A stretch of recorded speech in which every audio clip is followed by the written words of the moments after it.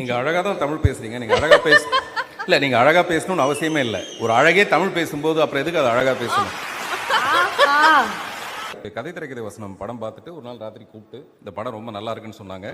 இன்னும் ஒத்த செருப்பு படத்தை அவங்க பார்க்கல.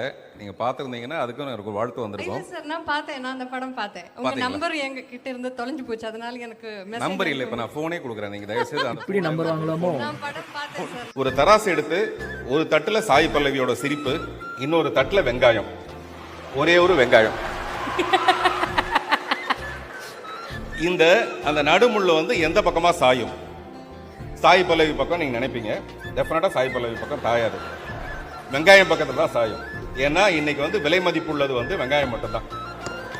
அப்படின்னா சாய் பல்லவி விலை மதிப்பில்லாதது சாய் பல்லவியோட சிரிப்பு. தவிர பூவுக்கு வேற என்ன தெரியும்? தன் பெயர் பூ என்றாவது தெரியுமா? அந்த மாதிரி இந்த பெண்ணுக்கு தான் எவ்வளவு அழகுன்னு தெரியுமா?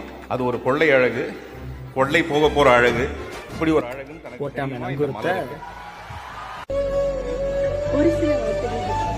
நீங்க எப்படி வேணாலும் கூப்பிடுங்க, ஆனா கூப்பிடுங்க அவ்வளவுதான். கூப்பிடுற தூரத்துல இருக்க மாட்டேன், ஆனா கூப்பிட்டா தூரத்துல இருக்க மாட்டேன். நான் பக்கத்துல இருப்பேன், நீங்க வெக்கத்துல இருப்பீங்க.